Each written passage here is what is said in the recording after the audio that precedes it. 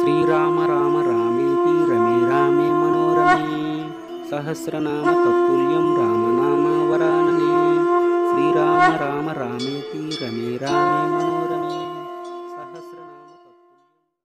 ఓం నమో భగవతే వాసుదేవాయ నమః. ఉపనిషత్ దర్శనం వచన పఠనం. శుక్ల యజుర్వేదాంతర్గత ఉపనిషత్తులలో 19వది ముక్తికోపనిషత్. శ్లోకం ఈశా జష్టోత్తరదశ వేదాంత పటలాశయం ముక్తికోపనిషజ్జేజ్యం రామచంద్ర పదం భజే. ప్రథమోధ్యాయ. ఎంతో అందమైన అయోధ్య నగరంలో నవరత్న ఖచ్చితమైన మంటపంలో సీతా భరత లక్ష్మణ శత్రుఘ్నాదులతో సమాన్వితుడైన వాడు సనక సనందాది మునిగణాలతో వశిష్ఠాది మహర్షులతో శ్రీసుకాది బ్రహ్మజ్ఞానులతో ఎంతోమంది భాగవతోత్తములతో అహర్నిశలు స్తుతించబడుతున్నవాడు, బుద్ధి ద్వారా పుట్టిన వేలాది వికారాలకి సాక్షిగా ఉన్నవాడు, నిర్వికారుడు, స్వరూపజ్ఞాన నిరతుడు శ్రీహరి అయిన శ్రీరాముడు సమాధి స్థితి నుంచి బయటికి వచ్చిన సమయంలో ఆంజనేయ స్వామి ఆయనకి నమస్కరించి ఈ విధంగా అన్నాడు: ప్రభు శ్రీరామ, సచ్చిదానంద స్వరూపుడవైన నీవే పరమాత్మవి. ఓ రఘుకుల శ్రేష్ఠ, నీకు ఎన్నో ప్రమాణాలను సమర్పిస్తున్నాను. స్వామి, ముక్తిని ప్రాప్తింపచేసే నీ స్వస్వరూపం గురించి, తత్వాన్ని గురించి తెలుసుకోవాలనుకుంటున్నాను. అనాయాసంగా దేనివల్ల భవబంధాల నుంచి నేను విముక్తుడినవుతానో దాని గురించి చెప్పు. రామచంద్ర, నీ దయతో నేను జీవన్ముక్తిని పొందుతాను అని ప్రార్థించాడు. అప్పుడు శ్రీరాముడు చిన్నగా నవ్వుతూ, ఆంజనేయ, నీవు చాలా మంచి కోరికే కోరావు. యథార్థమైన తత్వం గురించి చెబుతున్నాను, శ్రద్ధగా విను. నీవు కోరిన తత్వం అనేది వేదాంతాలైన ఉపనిషత్తుల్లో మాత్రమే చాలా ప్రామాణికంగా చెప్పబడింది. కనుక నీవు ఉపనిషత్తులను ఆశ్రయించు. ఆంజనేయుడు, శ్రీరామ, నీవు చెప్పిన ఆ ఉపనిషత్తులు ఏవి? ఏ ఏ వేదాల్లో ఎక్కడెక్కడున్నాయి? శ్రీరాముడు, ఆంజనేయ, విష్ణుమూర్తినైన నా నుంచి అనాయాసంగా ఉచ్ఛ్వాస నిశ్వాసలు జరిగినట్టుగా విపుల జ్ఞాన భాండాగారాలైన వేదాలు పుట్టాయి. నువ్వులలో నూనె ఉన్నట్టుగా వేదాల్లో వేదాంత విజ్ఞానం సుప్రతిష్టమై ఉంది. ఆంజనేయుడు, శ్రీరామ, వేదాలు ఎన్ని? ఆ వేదాలకు ఎన్ని శాఖలున్నాయి? ఆ వేదాల్లో చెప్పిన ఉపనిషత్తులు ఏవి? దయచేసి వాటిని గురించి చెప్పు. శ్రీరాముడు, వేదాలు 4: 1 ఋగ్వేదం, 2 యజుర్వేదం, 3 సామవేదం, 4 అథర్వ వేదం. ఈ 4 వేదాలకి ఎన్నో శాఖలున్నాయి. అదేవిధంగా ఒక్కో వేదానికి సంబంధించిన ఉపనిషత్తులు కూడా చాలా ఉన్నాయి. వాటిని గురించి చెబుతున్నా విను. ఋగ్వేదానికి 21 శాఖలు, యజుర్వేదానికి 109 శాఖలు, సామవేదానికి 1000 శాఖలు, అథర్వ వేదానికి 50 రకాల శాఖలు ఉన్నాయి. పై తెలిపిన ఒక్కో శాఖకు ఒక్కో ఉపనిషత్తు ఉన్నది. ఆ ఉపనిషత్తులలో ఏ ఒక్క ఉపనిషత్తులో చెప్పిన బ్రహ్మజ్ఞానాన్ని ఎవడు శ్రద్ధగా అధ్యయనం చేస్తాడో అలాంటి భక్తుడు మునీశ్వరులకి కూడా దుర్లభమైన ఈ సాయుజ్య పదవిని పొందుతాడు. ఆంజనేయుడు, శ్రీరామ, కొందరు మహర్షులు ముక్తి ఒకే రకంగా ఉంటుందని చెబుతున్నారు. మరికొందరు భగవన్నామ సంకీర్తనం ద్వారా ముక్తిని పొందవచ్చునని అంటున్నారు. ఇంకొందరు కాశీక్షేత్రంలో మరణించేవారు తారక మంత్రోపదేశం ద్వారా ముక్తిని పొందుతారని, సాంఖ్యయోగాభ్యాసం వల్ల ముక్తి పొందవచ్చునని, భక్తి యోగాభ్యాసం ముక్తిని కలిగిస్తుందని, వేదాంత వాక్యార్థాన్ని విచారణ చేయటం ద్వారా మోక్షం ప్రాప్తిస్తుందని రకరకాలుగా చెబుతున్నారు. అలాగే ముక్తి అనేది సాలోక్య, సారూప్య, సామీప్య, సాయుజ్య అని 4 రకాలుగా ఉంటుందని కూడా అంటున్నారు. వీటిలో ఏది యుక్తమైనదో దయచేసి చెప్పు ప్రభు అని ప్రార్థించాడు. శ్రీరాముడు చెబుతున్నాడు, ఆంజనేయ, కైవల్యం అనగా ముక్తి అనేది ఎప్పుడూ ఒకటిగానే ఉంటుంది.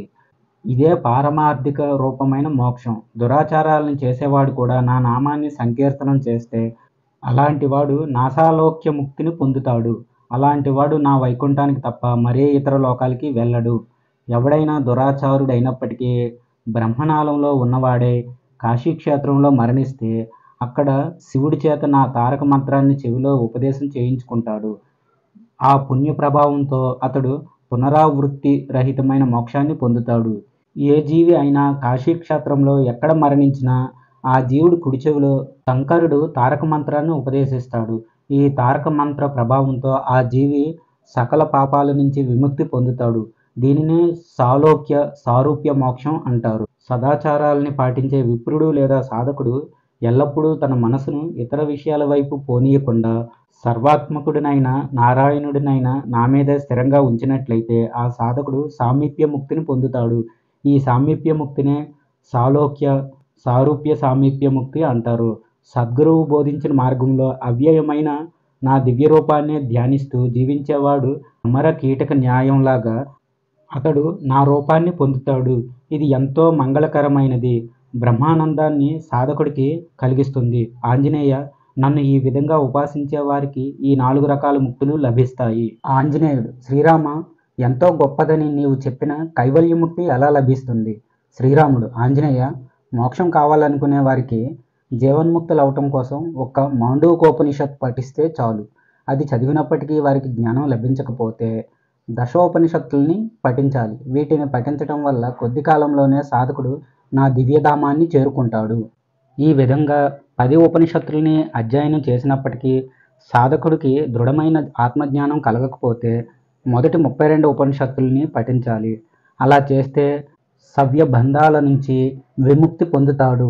ఆంజనేయ, నీకు విదేహముక్తి పొందాలన్న కోరిక ఉంటే మొత్తం 108 ఉపనిషత్తుల్ని శాంతి పాఠాలతో సహా పఠించాలి. అవి ఏవో చెబుతున్నాను విను.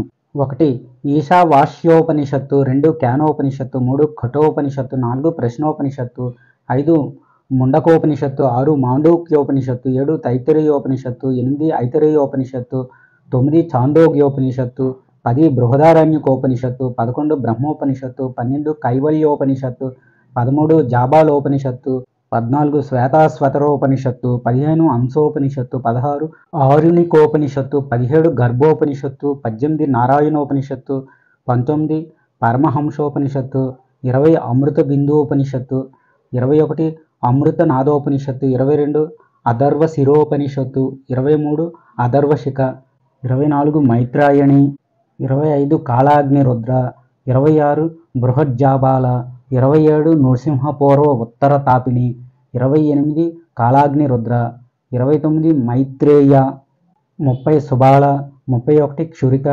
32 మాత్రిక, 33 సర్వసార, 34 నిరాళంబ, 35 సురకరహస్య, 36 వజ్రసూచిక, 37 తేజోబిందు, 38 నాదబిందు, 39 ధ్యానబిందు, 40 బ్రహ్మ విద్య, 41 యోగతత్వం, 42 ఆత్మబోధోపనిషత్తు.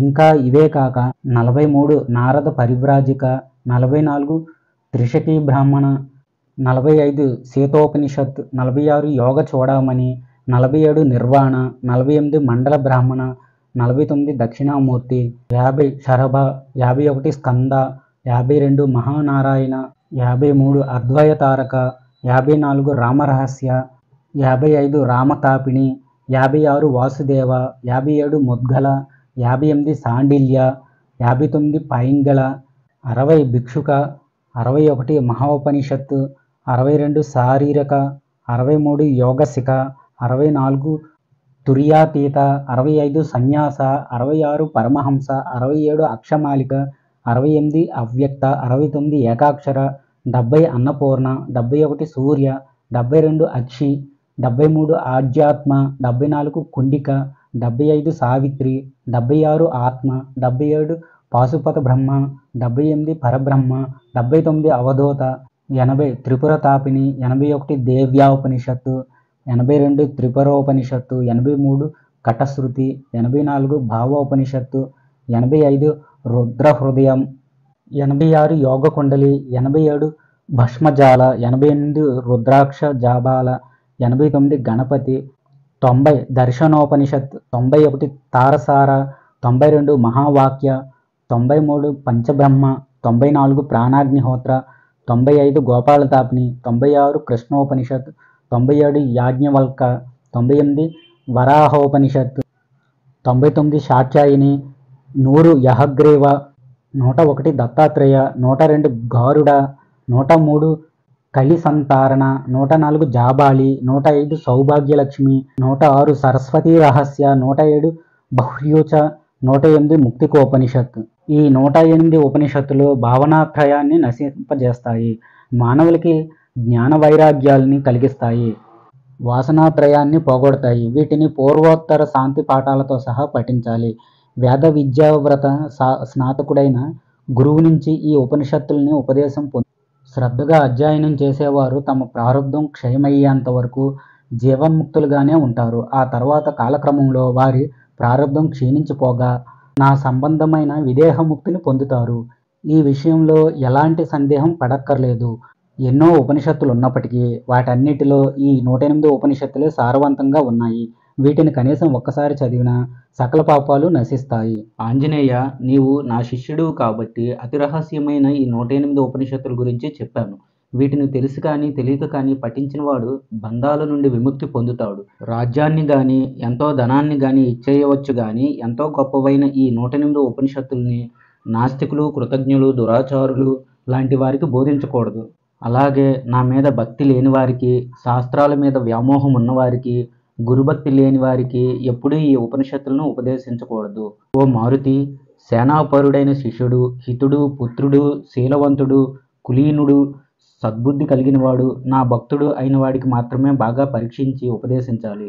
ఎవడు ఈ 108 ఉపనిషత్తుల్ని పఠిస్తాడో, కనీసం వింటాడో వాడు చివరికి నన్ను చేరుకుంటాడు. ఈ విషయం గురించే వేదవృక్కులు చెప్పాయి. ఒకనాడు బ్రహ్మ విద్య బ్రాహ్మణుడి దగ్గరికి వెళ్ళి ఇలా అన్నది: విప్రోత్తమ, నన్ను రక్షించు, నిన్ను నేను కాపాడుతాను. నన్ను అసూయాపరుడు, కుటిల బుద్ధి కలిగినవాడు, మోసగాడు లాంటి వాడికి బోధించకు. అలా చేస్తే నీ కోరికలను తీరుస్తాను అని అన్నది. కనుక వేద విద్యను గురించి అవగాహన కలిగిన వాడికి, అప్రమత్తంగా ఉండేవాడికి, మేధావికి, బ్రహ్మచారికి, శరణార్థుడికి, మోక్షం కోరుకునేవాడికి మాత్రమే విష్ణు సంబంధమైన ఈ ఆత్మవిద్యని బోధించాలి. ఆంజనేయుడు, శ్రీరామ, నాకు ఋగ్వేదాది విభాగాలతో వేరువేరుగా ఉపనిషత్తులు, శాంతి పాఠాల గురించి చెప్పు అని అడిగాడు. శ్రీరాముడు, ఆంజనేయ, ఈ మంత్రంలో చెప్పిన 10 ఉపనిషత్తులకి వాజ్మే మనసి ప్రతిష్ఠాత అనేది శాంతి పాఠంగా చెప్పబడింది. 12 ఈ మంత్రంలో చెప్పిన ఈశావాస్యాది 18 శుక్ల యజుర్వేద ఉపనిషత్తులకి పూర్ణమద పూర్ణమిదం అని శాంతి పాఠం చెప్పబడింది. 13 ఈ మంత్రంలో చెప్పిన కృష్ణ యజుర్వేద సంబంధమైన 32 ఉపనిషత్తులకి ఓం సహనావవతు అనే శాంతి పాఠం చెప్పబడింది. 14 ఈ మంత్రంలో చెప్పిన 16 ఉపనిషత్తులు సామవేదానికి చెందినవి. వీటన్నిటికీ ఆప్యాయంతు మమంగాని అనే శాంతి పాఠం చెప్పబడింది. 15 మంత్రంలో చెప్పిన ప్రశ్న ముండకాది 31 ఉపనిషత్తులు అథర్వణ వేదానికి సంబంధించినవి. వీటికి భద్రం కర్ణే అనే శాంతి పాఠం చెప్పబడింది. మోక్షాన్ని కోరుకునేవారు ముందుగా సాధనా చతుష్టయాన్ని పొంది శ్రద్ధతో మంచి కులంలో పుట్టినవాడు, శ్రోత్రియుడు, శాస్త్రవాత్సల్యం కలిగినవాడు, సద్గుణవంతుడు, కుటిల బుద్ధి లేనివాడు, సర్వభూతాలకి హితుడు, దయాసముద్రుడు అయిన సద్గురువు దగ్గరికి వెళ్ళి ఆయన ద్వారా విధి విధానంగా ఈ 108 ఉపనిషత్తుల్ని అధ్యయనం చేయాలి. తరువాత వాటిని శ్రవణ మనన నిధి ధ్యాసల చేసి తమ ప్రారంధాన్ని నశింపజేసుకోవాలి. అప్పుడు శరీరత్రయ భంగాన్ని పొందిన అతడు ఉపాధి శూన్యమైన ఘటాకాశంలా పరిపూర్ణత్వాన్ని పొందుతాడు. అలా పరిపూర్ణత్వాన్ని పొందటమే విదేహముక్తి. అదే కైవల్యముక్తి కూడా అవుతుంది. ఇలాంటి ముక్తి కేవలం ఆత్మజ్ఞానం వల్ల మాత్రమే కలుగుతుంది. అలాంటి వాడు బ్రహ్మలోకంలో బ్రహ్మ నుంచి వేదాంత శ్రవణం చేసి ఆ బ్రహ్మతో సహా కైవల్యముక్తిని పొందుతాడు. కనుక లోకంలో అందరికీ కైవల్యముక్తి అనేది కేవలం ఆత్మజ్ఞానం వల్ల మాత్రమే కలుగుతుందని చెప్పబడింది. అంతేగాని కర్మ, సాంఖ్య, యోగ ఉపాసనలు చేయటం వల్ల కైవల్యముక్తి రాదు. ఇదే ఈ ఉపనిషత్ బోధ. ఆంజనేయుడు శ్రీరాముడిని ఇలా అడిగాడు: ప్రభు శ్రీరామ, జీవన్ముక్తి అంటే ఏమిటి? విదేహముక్తి అంటే ఏమిటి? ఈ రెండిటికి ప్రమాణం ఏది? ఇవి ఏ విధంగా సిద్ధిస్తాయి? ఇవి సిద్ధించటం వల్ల కలిగే ప్రయోజనం ఏది అని శ్రీరాముడు చెబుతున్నాడు. హనుమ, మానవుడు అన్నిటికీ తానే కర్తనని, అన్నిటికీ భోక్తని కూడా తానేనని, సుఖదుఖాలని కూడా తానే అనుభవిస్తున్నానని భావిస్తూ అలాంటి చిత్తధర్మాల్ని తనలో ఆరోపించుకుంటాడు. అందువల్ల అతడికి కష్టాల రూపంలో బంధాలు ఏర్పడతాయి.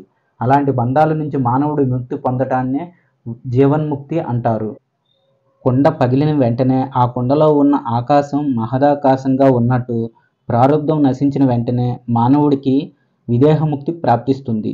ఈ జీవన్ముక్తులు, విదేహముక్తులిద్దరికీ ఈ 108 ఉపనిషత్తులే ప్రమాణం. వీటిని చదవటం వల్ల కర్తృత్వాది దుఃఖం తొలగిపోయి నిత్యానందం లభిస్తుంది. ఇదే ఉపనిషత్తుల ప్రయోజనం. ఇది పురుష ప్రయత్నంతోనే సాధ్యపడుతుంది. ఏ విధంగానైతే పుత్రకామేష్టి యాగాన్ని చేయటం వల్ల పుత్రుడిని, వ్యాపారాదులు చేయటం వల్ల ధనాన్ని, జ్యోతిష్టోమాది యాగాలు చేయటం ద్వారా స్వర్గాన్ని పొందుతారో అదేవిధంగా పురుష ప్రయత్నంతో సాధ్యమైన వేదాంత అనగా ఉపనిషత్తులు శ్రవణం చేయటం వల్ల కలిగే ధ్యాస సమాధి నిష్టల ద్వారా మానవుడికి జీవన్ముక్తి లాభం కలుగుతుంది. సమస్త వాసనలు క్షీణించిన వాడికే ఆ లాభం దక్కుతుంది. ఈ విషయం గురించే కొన్ని శ్లోకాలు చెప్పారు. 1 ఉచ్చాస్త్ర పౌరుషం, 2 శాస్త్రిత పౌరుషం అని పౌరుషాలు 2 రకాలుగా చెప్పబడింది. ఈ 2 రకాల పౌరుషాలలో సాధకుడు కేవలం ఉచ్చాస్త్ర పౌరుషాన్ని మాత్రమే ఆశ్రయించి ఉన్నట్లయితే అది అన్ని అనర్థాలకి కారణమవుతుంది. ఇక రెండవదైన శాస్త్రిత పౌరుషం పరమార్థానికి కారణంగా ఉంటుంది. లోకవాసనతో శాస్త్రవాసనతో దేహవాసన కలిగి ఉన్న జీవుడికి జ్ఞానం అనేది ఎప్పటికీ కలగదు. ఆంజనేయ, వాసనలు అనేవి 2 విధాలుగా ఉంటాయి. 1 శుభవాసనలు, 2 అశుభవాసనలు అని. వాటిలో నీవు శుభవాసనలకి అనుగుణంగానే ప్రవర్తించు. ఈ శుభవాసనల ప్రవాహాన్ని సర్వదా అనుభవిస్తుంటే క్రమంగా నీవు జీవన్ముక్తుడివై చివరికి నా పదాన్ని చేరుకుంటావు. హనుమ, పూర్వం ఉన్న అశుభ భావాలు వాసనలు నిన్ను సంసార కష్టాల్లో పడేసి బాధ పెడతాయి. అప్పుడు నీవు ప్రయత్నపూర్వకంగా అశుభ వాసనల్ని శుభవాసనల ద్వారా జయించాలి. ఈ వాసనలు రెండు మార్గాల ద్వారా ప్రవేశిస్తుంటాయి. పురుష ప్రయత్నంతో సాధకుడు అశుభ మార్గాన్ని నిరోధించి శుభ మార్గంలోకి దాన్ని మళ్లించాలి. మోక్ష పురుషార్థాన్నిచ్చే వాసన అనే నదిని పురుష ప్రయత్నంతో శుభ మార్గంలోకి ప్రవహింపజేయాలి. అశుభ మార్గంలోకి గట్టిగా చొచ్చుకుపోయిన వాసనా నదిని తిరిగి శుభ మార్గంలోకి తీసుకురావాలి. ఇలా అశుభ మార్గం నుంచి మరలించబడ్డ వాసనా ప్రవాహం శుభ మార్గంలోకి ప్రవహిస్తుంది.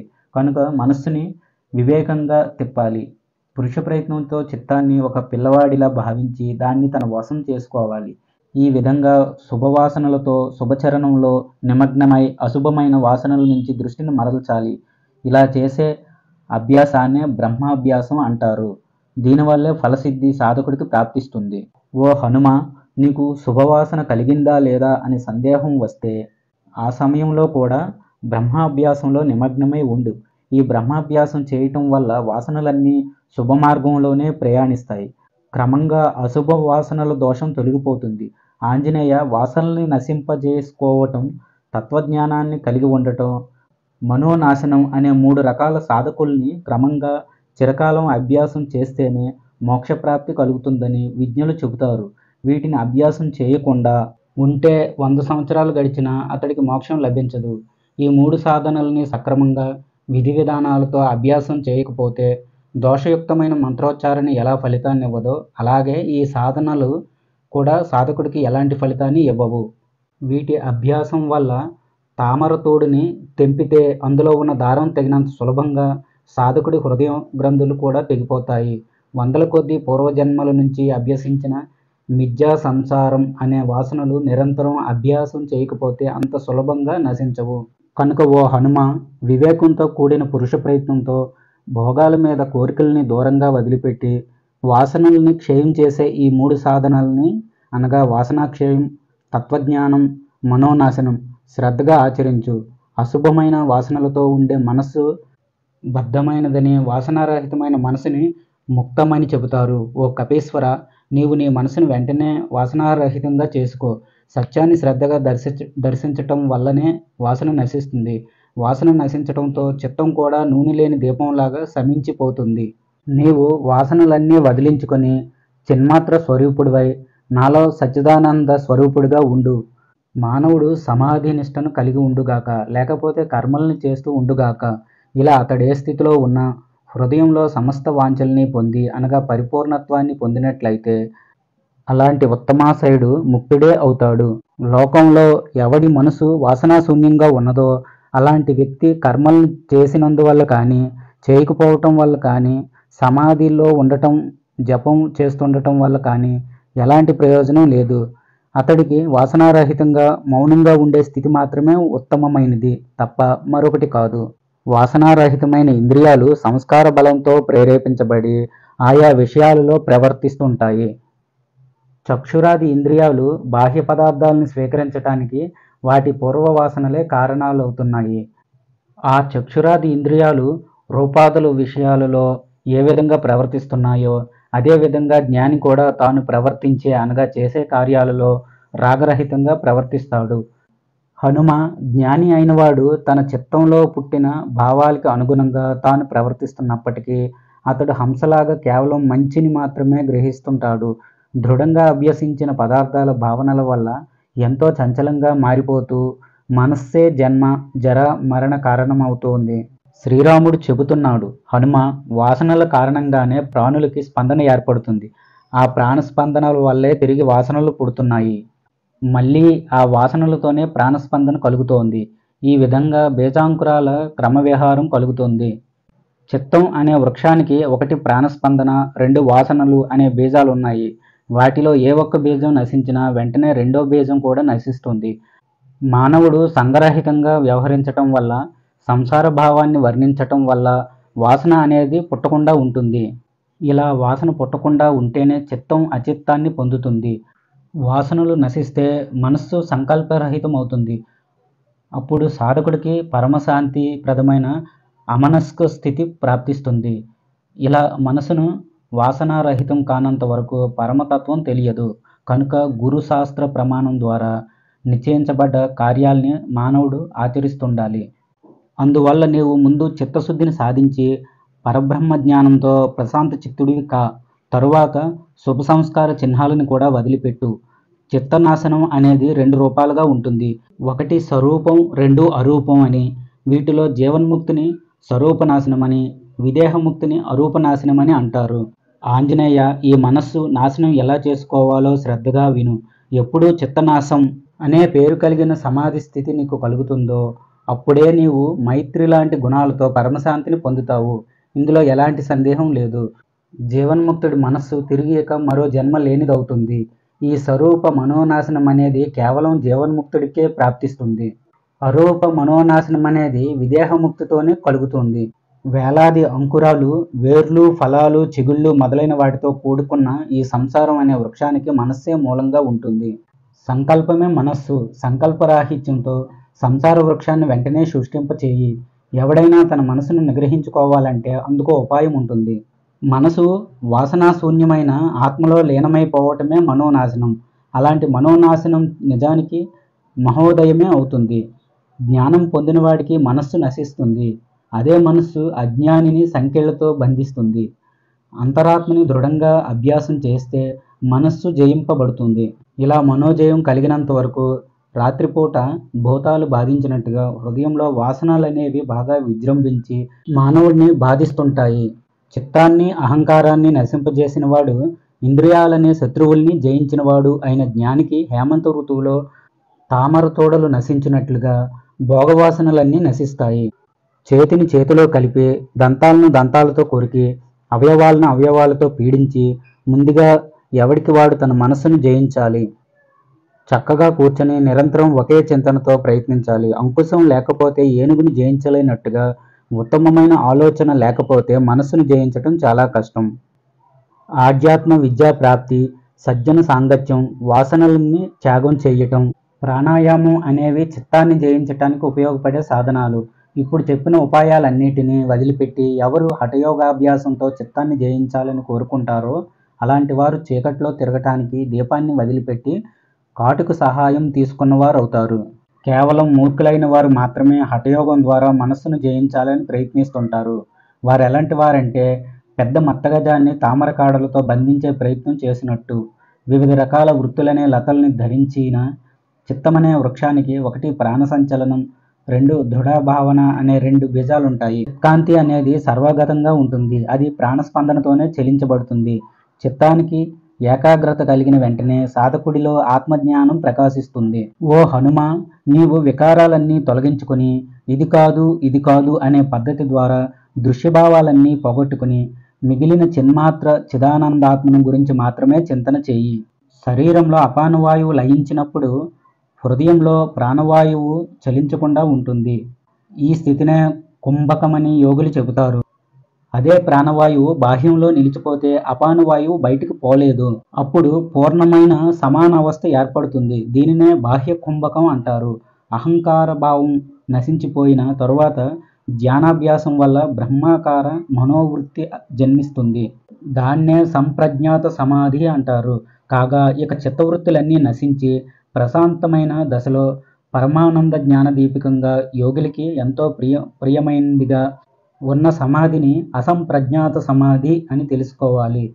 ప్రభాశూన్యం, అంతరశూన్యం, బుద్ధిశూన్యంగా ఉన్నది, చిదాత్మకంగా ప్రకాశించేది అయిన ఈ సమాధి స్థితి వ్యావృత్తి రూప సమాధి అంటారు. ఊర్ధ్వ భాగం పూర్ణం, అధో భాగం పూర్ణం, మధ్య భాగం కూడా పూర్ణమే.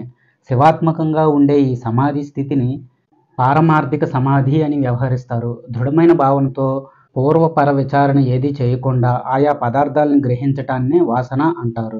ఓ హనుమ, మానవుడు ఇతరమైన చింతలేవీ చేయకుండా తీవ్రమైన వేగంతో అతడి మనస్సు దేని గురించి చింతన చేస్తుందో ఆ వస్తువుగా ఆ రూపాన్ని అతడు పొందుతాడు. వాసనావశుడైన మానవుడు తాద్రస స్వరూపుడై దేనిని దర్శిస్తాడో ఆ వస్తువునే సర్వ వస్తువని మోహంలో పడుతున్నాడు. అతడు వాసనావేగ వైచిత్ర్యం వల్ల ఆ వాసనా రూపాన్ని వదిలిపెట్టలేడు. సత్యదృష్టి లేకపోవటం వల్ల, మదవశుడైపోయినందువల్ల ఈ సర్వాన్ని అతడు భ్రాంతితో చూస్తుంటాడు. వాసన అనేది శుద్ధ వాసన అని, మలిన వాసన అని రెండు విధాలుగా ఉంటుంది. మలిన వాసన జన్మలకి కారణం కాగా, శుద్ధ వాసన జన్మరాహిత్యాన్ని కలిగిస్తుంది. ఈ మలిన వాసన అనేది అజ్ఞాన స్వరూపమైంది. అది ఘనమైన అహంకారంతో పునర్జన్మ కలిగిస్తూ మానవుడిని బాధలకి గురిచేస్తుంది. హనుమ, వేయించిన విత్తనంలాగా పునర్జన్మని కలుగజేయలేని స్థితి ఏర్పడాలి గాని ఎన్నో శాస్త్రాలని, వాటికి సంబంధించిన కథల్ని వర్ణించటం వల్ల, మననం చేయటం వల్ల ఎలాంటి ప్రయోజనం లేదు. అంతఃకరణంలో ఆత్మజ్యోతిని ప్రయత్నించి అన్వేషించాలి. హనుమ, ఏ మానవుడు స్వయంగా దర్శన లోకాల్ని వదిలిపెట్టి కేవలం పరమాత్మ రూపంలో అనగా భావంలో ఉంటాడో అతడు నిజమైన బ్రహ్మవేత్త కాడు. స్వయంగా ఆ పరబ్రహ్మే అవుతాడు. 4 వేదాలని, శాస్త్రాలని ఎన్నోసార్లు పఠించి ఎప్పటికీ అనుభవం గనుక లేకపోతే గరిట వంటకం రుచిని తెలుసుకోలేని విధంగా మానవుడు కూడా పరబ్రహ్మతత్వాన్ని తెలుసుకోలేడు. తన శరీరంలోని దుర్వాసనతో వైరాగ్యం పొందిన మానవుడికి ఇక వైరాగ్యం కలిగించడానికి ఎలాంటి ఉపదేశాలు చేయాలి? ఈ శరీరం ఎన్నో మలినాలతో కూడుకుని ఉంది. అయితే దేహంలో ఉన్న ఆత్మ మాత్రం ఎలాంటి మలినం లేకుండా అత్యంత నిర్మలంగా ఉంటుంది. దేహం, ఆత్మల అంతరాన్ని బాగా తెలిసిన వాడికి శౌచంతో ఎలాంటి ప్రయోజనం ఉండదు. హనుమ, వాసనా గంధాన్ని కలిగించడమే బంధం, వాసనారహితమే మోక్షం. కనుక నీవు వాసనల్ని, మోక్షం గురించిన కోరికని కూడా విడిచిపెట్టు. ముందు మానసికమైన విషయవాసనల్ని వదిలిపెట్టి మైత్రి, కరుణ లాంటి పవిత్రమైన వాసనల్ని గ్రహించు. ఆ తరువాత వాటిని కూడా వదిలిపెట్టు. ఒకవేళ నీవు వాటితో వ్యవహరిస్తున్నప్పటికీ లోపల శాంతిబుద్ధితో సర్వత్రా సమానమైన స్నేహం కలిగి చిన్మాత్ర వాసనాయుక్తుడివై ఉండు. ఓ హనుమ, ఆ తర్వాత మనోబుద్ధి సమన్వితమైన వాటిని కూడా వదిలిపెట్టు. చివరికి మిగిలిన నాలో అనగా ఆత్మలో స్థిరంగా ఉండు. ఓ హనుమ, శబ్ద, స్పర్శ, రూప, రస, గంధరహితమైనది, అవ్యయమైనది, నామగోత్ర వర్ణితమైనది అయిన నా దివ్య స్వరూపాన్ని నిత్యం భజించు.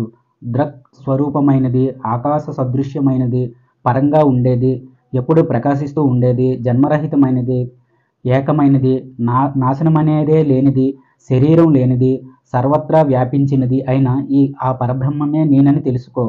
హనుమ, నేను జ్ఞాన స్వరూపుడిని, పరిశుద్ధమైన వాడిని, వికార క్రియారహితుడిని. స్వభావ సిద్ధంగా నాకు ఏ విషయం లేదు. నేను ముందు, వెనుక, పైన, క్రింద, అడ్డంగా, నిలువుగా ఇలా అన్ని భాగాలలో సంపూర్ణంగా పరబ్రహ్మగా వ్యాపించి ఉన్నాను. ఈ విషయాన్ని నీవు గ్రహించి గట్టిగా భావన చేయి. ఓ మారుతి, నేను జన్మలేని వాడిని, అమరుడిని, అలాగే అజరుడిని, అమృతుడిని, స్వయం ప్రకాశకుడిని, సర్వగతుడిని, అవ్యయుడిని, కారణరహితమైన వాడిని, కార్యాలకు మించిన వాడిని, నిర్మలుడిని, ఎప్పుడూ సంతృప్తి చెందేవాడిని. నన్ను ఈ విధంగా ఇక్కడ భావన చేయి. తన శరీరం కాలధర్మం చెందగా జీవన్ముక్త పదవిని వదిలిపెట్టి గాలి బాగా వీచి వీచి చివరిలో స్తంభించినట్టుగా మానవుడు విదేహముక్తిని అనుభవిస్తున్నాడు. ఈ విషయం మొత్తం ఈ రుక్కు ద్వారా చెప్పబడింది. పండితులైన వారు మాత్రమే శ్రీ మహావిష్ణువు పరమపదాన్ని ఆకాశంలో ఉన్న సూర్య, చంద్ర, నక్షత్రాలను కళ్ళు చూస్తున్న విధంగా దర్శిస్తుంటారు. పరబ్రహ్మ గురించి తెలిసిన వారైన ఆ పండితులు ఎంతో జాగ్రత్తగా ఉంటూ ఉపాధి వినిర్ముక్తులై ఎంతో గొప్ప తేజస్సును పొందుతున్నారు. ఓంకారం అనేది ఎప్పటికీ సత్యమైనది. శుక్ల యజుర్వేద అంతర్గతమైన అనగా ఈశావాస్యాది ఉపనిషత్తులకు శాంతి మంత్రము. ఓం పూర్ణమదః పూర్ణమిదం పూర్ణాత్ పూర్ణముదచ్యతే పూర్ణస్య పూర్ణమదాయ పూర్ణమేవావస్యతే. ఓం శాంతి శాంతి శాంతి. భావం అది అనగా కనిపించని ఆ అనంతం పూర్ణమైనది. అలాగే కనిపించే ఇది అనగా ఈ అనంత విశ్వం కూడా పూర్ణమైనదే. కనిపించని ఆ పూర్ణం నుంచి కనిపించే ఈ పూర్ణం బహిర్గతం అవుతుంది. కనుక పూర్ణం నుంచి పూర్ణాన్ని తీసివేసిన చివరికి పూర్ణమే మిగులుతుంది. శుక్ల యజుర్వేద అంతర్గత ఉపనిషత్తులలో చివరిది 19వది అయిన ముక్తికోపనిషత్తు సమాప్తం. స్వస్తి. జై శ్రీరామ్. ఓం నమ శివాయ.